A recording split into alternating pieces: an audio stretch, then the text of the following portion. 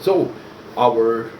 Minister of Industries and Production, Haroon Akhtar, would then reply to the journalists for his question that these bankruptcies might, some of the bankruptcies that were faced by some of the entrepreneurs might represent free riding, whereby not a serious business effort is being done, and and thereby the money, the investment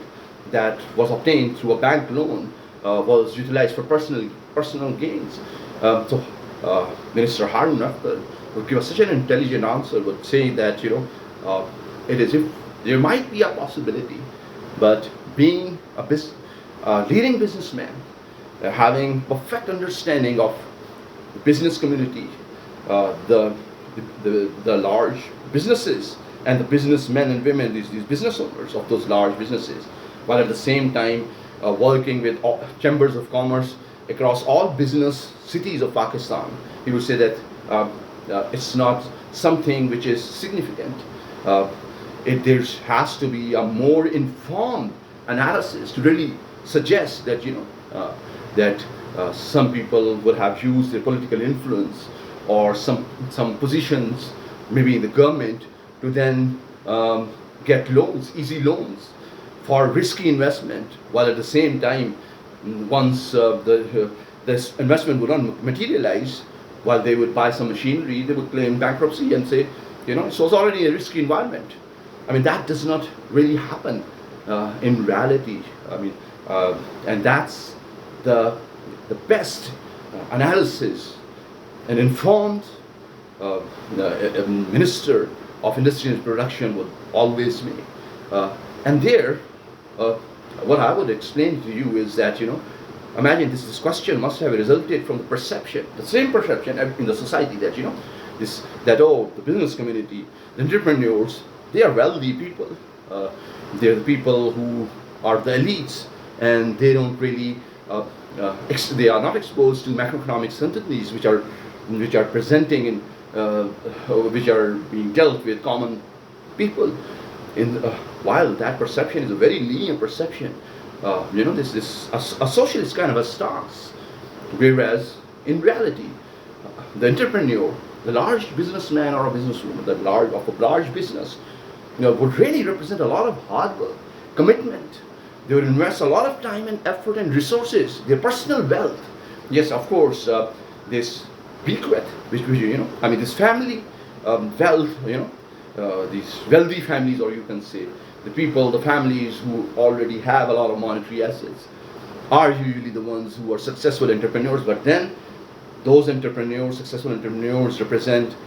a lot of experience in running successful businesses, and thereby they need to be engaged through Chamber of Commerce and to government representatives to then diversify their portfolio. For example, in case of friendshoring American value chain, whereby America is saying democratic countries will be engaged more intensively as far as international trade with United States of America is concerned, and thereby Pakistan has a very good chance of exporting processed or finished technology goods to United States of America, and could then create a value chain which would connect China, East Asia, with Europe and the United States of America, with a new meanings, a new trading arrangement, which is derived through aspects of cultural stability and democracy, and the impression that Pakistani nation is a friend of the world, where they are hard-working, resilient nation, and that's what I'm talking about as well. Now, the society's linear perception would then transform into something which could be an expert, structured questionnaire, an interview with one of the best entrepreneurs, one of the leading entrepreneurs and businessmen in Pakistan, and also representing the government, our Honorable Minister of Industries and Production, Haroon Akhtar. And now Haroon, he would spend an hour trying to inform the journalists and the public through Geo News Network that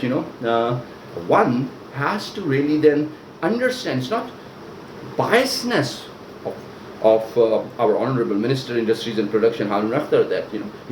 he's He's not biased towards his business community. The fact to note is he knows a lot more about Pakistani business environment. He would personally know most of the leading businessmen and women of Pakistan, and thereby he would really not be defending but giving the right information, the information which would create, which would strengthen the perception of businesses locally, domestically or internationally. I mean, it could result in really favorable outlook of Pakistani secondary markets, or it could lead to new foreign investments in business ventures, whereby leading businessmen of Pakistan would then have joint ventures with American, European business, or Chinese entrepreneurs. So that's what. Now, how you observe it, that a qualitative perception could always be quantified, as it is true for World Bank governance data. That what is the rule of how can rule of law be scaled and compared between across nation states, and then Pakistan would have a certain number which is quite low, and regulatory quality would also have a certain number. But that is obtained through perceptions, and mostly some of the perceptions are linear perceptions, whereas a more structured and informed opinion takes a lot of time to get information from the experts.